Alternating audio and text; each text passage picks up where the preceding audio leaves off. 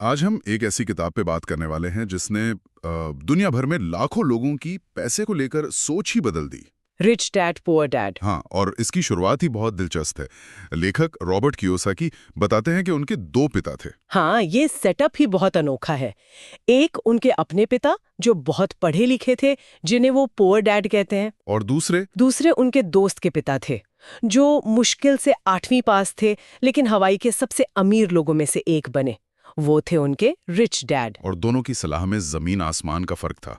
एक पिता कहते थे, देखो मेहनत से पढ़ो, अच्छे नंबर लाओ, ताकि तुम्हें एक बड़ी कंपनी में सुरक्षित नौकरी मिले। बिल्कुल। और दूसरे कहते थे, सीखना बंद मत करो ताकि तुम एक बड़ी कंपनी खरीद सको। मतलब सोच का कितना बड़ा अंतर है। आज हम इसी विरोधाभास की तह तक जाएंगे और उन सबको को समझेंगे जो हमें स्कूलों में नहीं सिखाया जाते। बिल्कुल।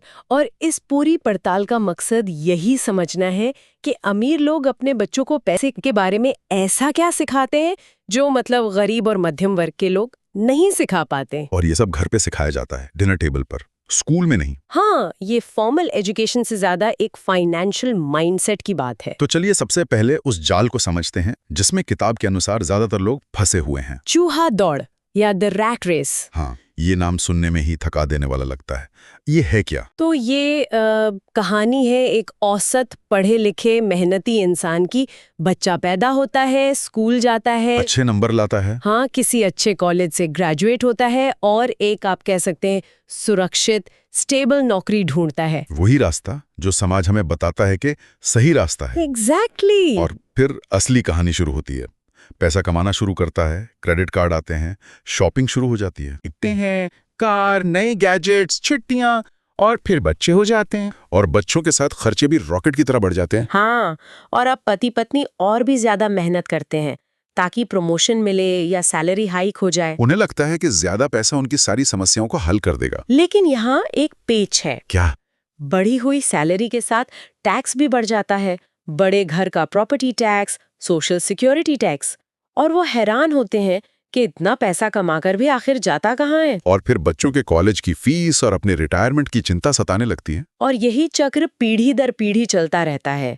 वे अपने बच्चों को भी वही सलाह देते हैं जो उन्हें मिली थी। बेटा मेहनत से पढ़ो, सिक्योर नौकरी ढूंढो। हाँ, वे पैसे के बारे में असल में कुछ नहीं सीखते और जिंदगी भर पैसे के लिए काम करते रहते हैं। ये एक अंतहीन पहिए में दौड़ने जैसा है। मेहनत बहुत है पर पहुंच कहीं नहीं रहे। इसी को चूहा दौड़ कहते हैं। बिल्कुल। तो इस चूहा दौड़ से निकलने का रास्ता क्या है? सुनने में तो ये एक बहुत ही निराशाजनक साइकिल लगता है। किताब कहती है कि सिर्फ एक नियम है, और शायद इकलौता नियम जिसे जानना जरूरी है। और वो क्या है?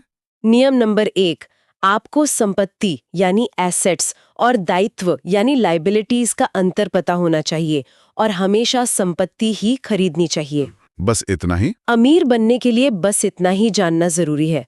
सुनने में ये बहुत सिंपल लगता है, लेकिन ज्यादातर लोग इसे अपनी पूरी जिंदगी नजरअंदाज कर देते हैं। परिभाषा भी बहुत सीधी सादी है। संपत्ति वो चीज है जो आपकी जेब में पैसा डालती है। और दायित्व वो चीज है जो आपकी जेब से पैसा निकालती है। ज्यादातर लोग पैसे की समस्याओं में इसलिए उलझे रहते हैं क्योंकि वो इस फर्क को नहीं जानते। वो सोचते हैं कि वो संपत्ति खरीद रहे हैं, जबकि असल में वो दायित्व खरीद रहे होते हैं। किताब में से समझाने के लिए कैश फ्लो पैटर्न के चित्र भी दिए गए हैं। हाँ, जैसे गरीब व्यक्ति का कैश फ्लो, वो तो एकदम सीधा है। आय आती है और सीधे खर्चों में चली जाती है। टैक्स, किराया, भोजन, ट्रांसपोर्ट, महीने के अंत में कुछ नहीं बचता। अब मध्यम वर्ग का कैश फ्लो, हाँ, वो थोड़ा ट्रिकी है। हाँ, क्योंकि आय तो आती है, लेकिन वो दायित्वों के कॉलम में चली जाती है और वो दायित्व उनके खर्चों को और बढ़ाते हैं। जैसे कि home loan, car loan, credit card का कर्ज। बिल्कुल। और वे सोचते हैं कि उनका घर उनकी सबसे बड़ी संपत्ति है। और ज्यादातर भारतीय परिवार तो यही मानते हैं, अपना घर तो होना ही चाहिए, ये हमारी कल्चर का हिस्सा है। लेकिन किताब इसे एक दायित्व कह रही है। ये बात हजम करना थोड़ा मुश्किल है, और यहीं पे सबसे बड़ा माइंडसेट शिफ्ट है। किताब के अनुसार जब तक आपका घर आपकी जेब से हर महीने पैसा निकाल रहा है, मतलब मेंटेनेंस, टैक्स, लोन की ईएमआई, हाँ, इन सब के रूप में, तब तक वो एक दायित्व है, संपत्ति नहीं। वो आपके लिए काम नहीं कर रहा, आप उसके लिए काम कर रहे हैं। लेकिन अगर उसी घर को किराए पर दे दिया जाए तो? हाँ, अगर उससे आने वाला किराया आपकी ईएमआई और बाकी खर्चों से ज्यादा है, तब जाकर वो एक संपत्ति बनता है, क्योंकि अब वो आपकी जेब में पैसा डाल रहा है। अच्छा, तो ये कैश फ्लो पर निर्भर करता है। अब समझ आया। तो फिर अमीर आदमी का कैश फ्लो कैसे अलग है? यहाँ बात सचमुच दिलचस्प हो जाती है। अमीर लोग अपनी आय का इस्तेमाल ऐसी संपत्ति खरीदने में करते हैं जो उनके लिए और आय उत्पन्न करे, जैसे रियल एस्टेट जिससे किराया आता हो, स्टॉक्स जिससे डिविडेंड मिलता हो, बॉन्ड्स या ऐसे बिजनेस जिनमें उनके फिजिकली मौजूद होने की जरूरत ना हो। Passive income. हाँ, ये संपत्तियां उनके लिए पैसिव इनकम जनरेट करती हैं, जिससे वे और संपत्ति खरीदते हैं। उनका पूरा ध्यान अपने एसेट कॉलम को बड़ा और मजबूत बनाने पर होता है, ना कि सिर्फ अपनी सैलरी बढ़ाने पर। एग्जैक्टली। तो ये एक तरह का पॉजिटिव साइकिल बन जाता है। उनकी संपत्ति उनके लिए काम करती है, पैसा कमाती है, जिससे वो और संपत्ति खरीदते हैं, जो और पैसा कमाती है। तो सिर्फ संपत्ति खरीदो कहना काफी नहीं है। सवाल यह है कि कौन सी संपत्ति। यहीं पर शायद किताब का अगला आइडिया काम आता है, अपने काम से काम रखो। बिल्कुल। किताब कहती है कि आपके प्रोफेशन और आपके बिजनेस में बहुत बड़ा अंतर है। अच्छा। इसका एक बेहतरीन उदाहरण मैकडॉनल्ड्स के संस्थापक रे क्रॉक की कहानी से मिलता है। एक बार उन्होंने कुछ यूनिवर्सिटी के छात्रों से पूछा, मेरा बिजनेस क्या है? और सबने कहा होगा, आप हैमबर्गर बेचते हैं? हाँ, सबने यही जवाब दिया। मैं भी यही कहता। मतलब मैकडॉनल्ड्स का बिजनेस हैमबर्गर बेचना ही तो है। लेकिन रे क्रॉक ने हंसते हुए कहा, नहीं, मेरा बिजनेस रियल एस्टेट है। Real estate? वो कैसे? उनका प्रोफेशन था हैमबर्गर बेचना, जिससे तनख्वाह आती थी, लेकिन उनका असली बिजनेस था आय दिलाने वाले रियल एस्टेट को इकट्ठा करना। मतलब जमीन? हाँ, लोग हैमबर्गर खरीदने के लिए आते थे, लेकिन मैकडॉनल्ड्स की असली दौलत उन जगहों की जमीन थी जहां वो फ्रेंचाइजी खोलते थे। हर फ्रेंचाइजी दुनिया के किसी न किसी प्राइम लोकेशन पर होती थी, जिसकी कीमत समय के साथ बढ़ती ही गई। ओह, तो असली खेल तो जमीन का था। ये तो किसी ने सोचा भी नहीं होगा। सही कहा। तो सबक ये है कि अपनी नौकरी करते हुए भी अपने बिजनेस पर ध्यान देना चाहिए। और यहाँ बिजनेस का मतलब कोई दुकान खोलना नहीं है। नहीं, इसका मतलब है अपनी संपत्ति वाले कॉलम को बनाना। ज्यादातर लोग अपनी सारी जिंदगी दूसरों के लिए काम करते हैं, कंपनी के मालिक के लिए, सरकार के लिए, बैंक के लिए। टैक्स और लोन के रूप में। बिल्कुल। आपका प्रोफेशन आपके बिल भरता है, लेकिन आपका बिजनेस आपकी संपत्ति बनाता है, जो आपको अमीर बनाता है। तो किताब की सलाह यह है कि नौकरी करते रहो, लेकिन असली संपत्ति खरीदना शुरू करो, दायित्व नहीं। हाँ, और जब आपका एसेट कॉलम इतना मजबूत हो जाए कि उसकी पैसिव इनकम आपके महीने के खर्चों से ज्यादा हो जाए, तब आप नौकरी छोड़ने के बारे में सोच सकते हैं। तब आप फाइनेंशियली फ्री हैं। ठीक है, ये सिर्फ पैसे बचाने या म्यूचुअल फंड में SIP करने से कहीं ज्यादा है। ये एक्टिव रूप से ऐसी चीजें बनाने के बारे में है जो कैश फ्लो उत्पन्न करती हैं। अब अमीरों के कुछ रहस्यों पर आते हैं। हाँ। किताब टैक्स के इतिहास पर भी बात करती है। हाँ, और उसे अमीरों का एक बड़ा रहस्य बताया गया है। कैसे? दिलचस्प बात यह है कि टैक्स की शुरुआत अमीरों पर लगाम कसने के लिए हुई थी। ये रॉबिन हुड वाला आइडिया था, अमीरों से लो और गरीबों को दो। पर हुआ इसका उल्टा। हाँ, सरकार की पैसे की भूख समय के साथ बढ़ती गई और धीरे धीरे ये बोझ मध्यम वर्ग पर आ गया। तो अमीर लोग इससे कैसे बचते हैं? वे होशियारी से खेलते हैं। वे कॉरपोरेशन का इस्तेमाल करते हैं। कॉरपोरेशन? लेकिन एक आम नौकरी पेशा इंसान के लिए कॉरपोरेशन बनाना तो बहुत झंझट का काम लगता है। शुरुआत में ऐसा लग सकता है, लेकिन किताब का पॉइंट ये है कि ये एक टूल है जिसके बारे में जानना जरूरी है। देखिए, एक आम सैलरीड एम्प्लॉय पहले कमाता है, फिर उस पूरी कमाई पर टैक्स चुकाता है। राइट, इनकम टैक्स तो सैलरी आने से पहले ही कट जाता है। एग्जैक्टली। और जो पैसा बचता है उससे अपने सारे खर्चे करता है, जबकि एक कॉरपोरेशन ठीक इसका उल्टा करता है। वो कैसे? एक कॉरपोरेशन पहले कमाता है, फिर बिजनेस से जुड़े जरूरी खर्चे करता है, जैसे गाड़ी का पेट्रोल, फोन बिल, कुछ यात्राएं, ऑफिस का सामान। अच्छा। इन खर्चों को कमाई से घटाने के बाद जो मुनाफा बचता है, सिर्फ उसी पर टैक्स लगता है। ओह, ये तो बहुत बड़ा फर्क है। यही सबसे बड़ा लीगल लूपहोल है।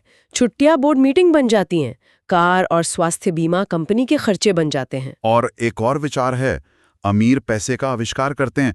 एक मिनट, ये सुनने में थोड़ा हवा हवाई लगता है। क्या मतलब है इसका? नहीं, इसका मतलब गैर कानूनी कुछ करना नहीं है।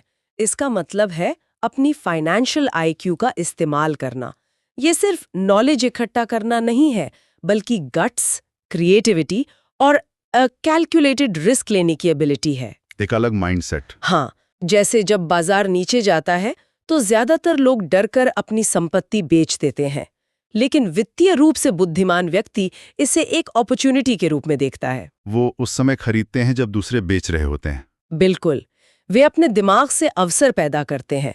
वे ऐसी डील्स ढूंढते हैं या बनाते हैं जो दूसरों को दिखाई नहीं देती। तो ये सिर्फ भाग्य या अच्छी टाइमिंग की बात नहीं है, ये एक्टिव रूप से ज्ञान और साहस का उपयोग करके दौलत बनाने की बात है। अगर ये सब इतना सरल है तो ज्यादातर लोग अमीर क्यों नहीं बन पाते? मुझे लगता है कि असली लड़ाई यहीं पर है। सही कहा। किताब इस पर भी बात करती है और 5 मुख्य बाधाओं का जिक्र करती है। पहली बाधा क्या है? पहली और सबसे बड़ी बाधा है पैसा खोने का डर। ये तो नेचुरल है, कोई भी पैसा खोना पसंद नहीं करता। हाँ, लेकिन मैंने अपनी जिंदगी में कभी किसी अमीर व्यक्ति से नहीं मिला जिसने कभी पैसा ना खोया हो, पर मैं बहुत से गरीब लोगों से मिला हूं जिन्होंने निवेश में एक पैसा भी नहीं खोया है। क्योंकि उन्होंने कभी निवेश ही नहीं किया। डर ने उन्हें खेल शुरू करने से पहले ही बाहर कर दिया। बिल्कुल, अमीर लोग जानते हैं कि असफलता ही उन्हें मजबूत और होशियार बनाती है। वे हार को स्वीकार करते हैं और उससे सीखते हैं। किताब में टेक्सास की अलेमो की लड़ाई का उदाहरण भी है। हाँ, एक बहुत बड़ी हार थी, लेकिन टेक्सास के लोगों ने उसे अपनी प्रेरणा का स्रोत बना लिया। उनका नारा बन गया, रिमेंबर द अलेमो। वो अपनी असफलताओं से प्रेरणा लेते हैं, उन्हें छुपाते नहीं है। ये एक शक्तिशाली मानसिकता है। दूसरी बाधा क्या है?